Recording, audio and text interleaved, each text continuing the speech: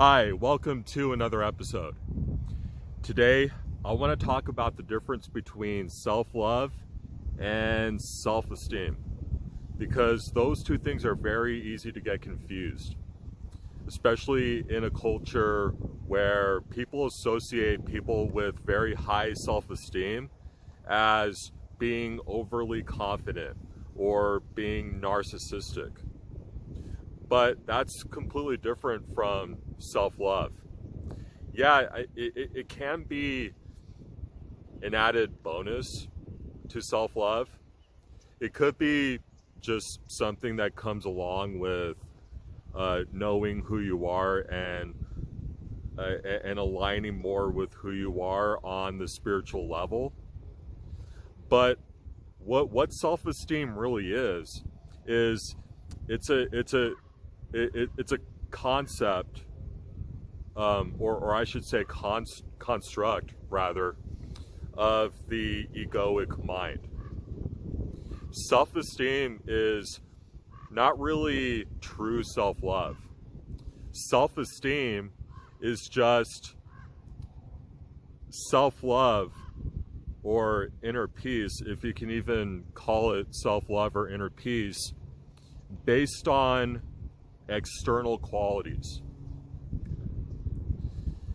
For example, a high school kid, let's just say a junior or a senior in high school, who is a really good football player, is a really good wide receiver. That is an external quality that gives him very high self-esteem. Now, here's the issue that I take with self-esteem, is that these high qualities that you might have, these external talents or whatever you might be good at, changes all the time. Today you can be really good at football, but then tomorrow you can really suck at football. And that could depend on a variety of different things. Motivation, a lack of interest, or some kind of physical injury. Something external or internal that has to take place for you to either be good at something or not be good at something anymore, or not be as into something as you once were, because it changes all the time. You know, we've been taught growing up that, you know, you gotta find out what you want to do for the rest of your life, or you gotta find something that you're really good at, or that, you know, you have to make sure that you get straight A's all throughout middle school and high school, and then get into this really good university and go there, and then go to graduate school afterwards. And that'll determine whether or not you deserve to have high self-esteem. But then what happens when you don't want to do all the things that you feel like society expects out of you? What then? Do you not deserve high self-esteem? So, do you see how having high self-esteem or low self-esteem doesn't really have a whole lot to do with who you really are, or whether or not, like, you deserve to love yourself? Because you always deserve to love yourself. You deserve to be loved. It's not something that should ever be conditional. It's not something that should ever depend on external circumstances. But that is how our society runs. That is how our subconscious minds are wired. It's not that what we've been taught our whole lives is true. It's just that this is just what so happens to be taught to us as we've, you know, when we were growing up as children. Now, the reason why I think it's important for me to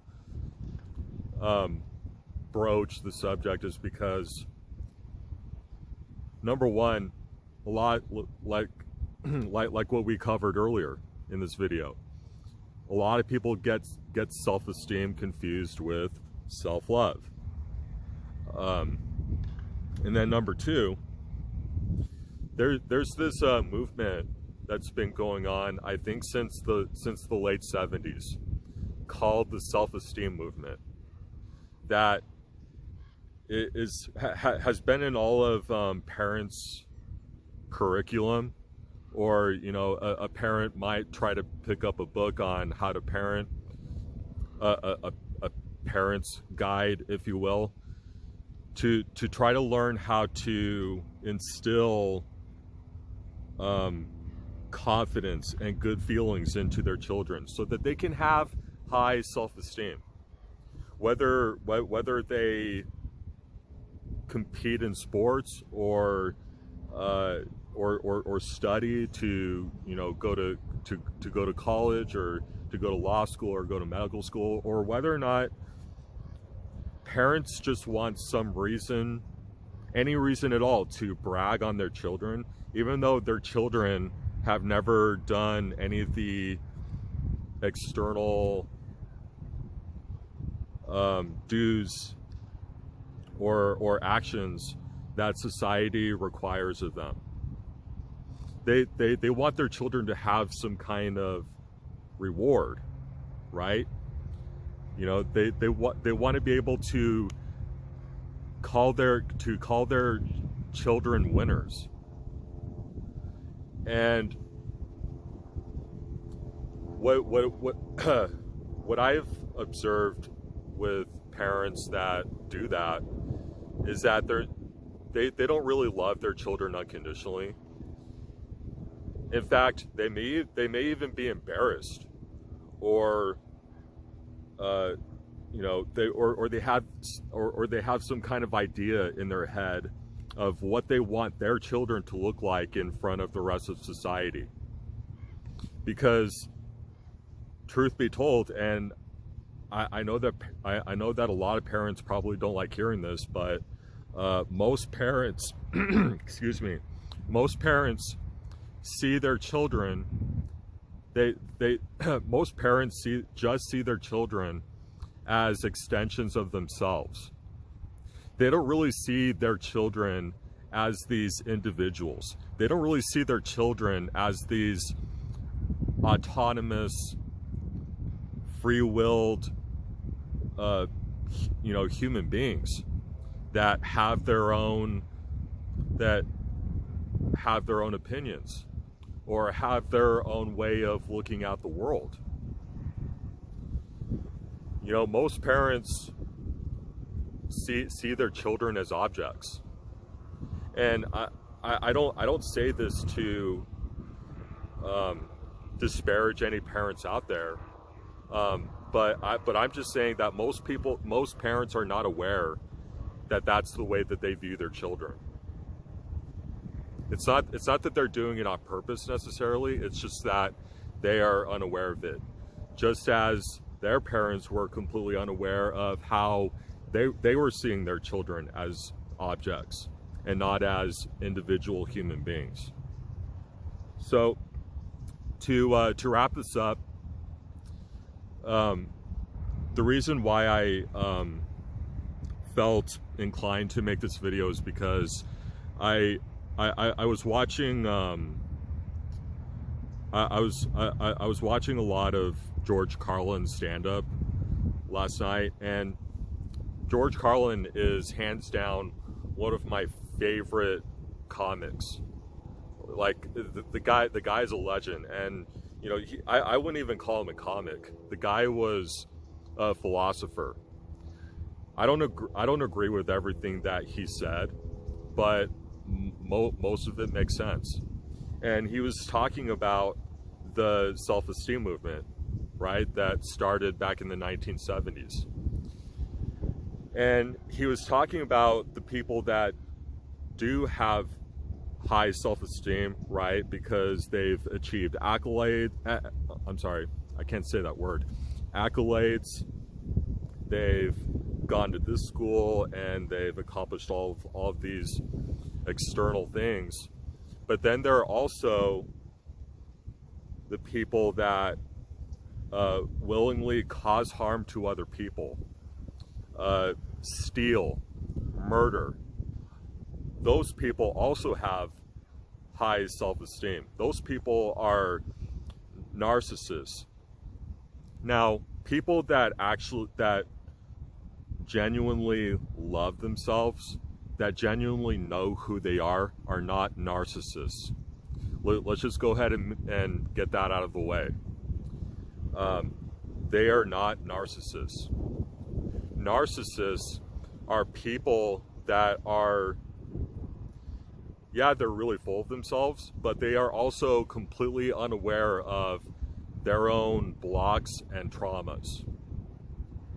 And some of them are so narcissistic that they don't really care if their words or their actions negatively affect other people.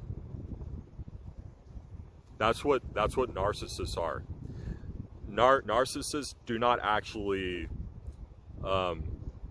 possess self-love or love for, or genuine love for other people. And I know that this is probably another cliche that you're sick and tired of hearing, but in order to truly and genuinely love other people unconditionally, you have to, it first starts with you. You have to first learn to love yourself and align more with who you are on the soul level. So anyway, I just thought that I'd make this video to clarify the difference between self-esteem and self-love. Two completely different things. Self-love is born out of spiritual alignment, whereas self-esteem is born out of the egoic state of mind. So anyway, I hope you enjoyed this video. I hope it helped, and if it did, share it with your friends and your family. But like I keep saying, I hope that you guys have a great rest of your day. I love you genuinely, and I will see you again in the next episode.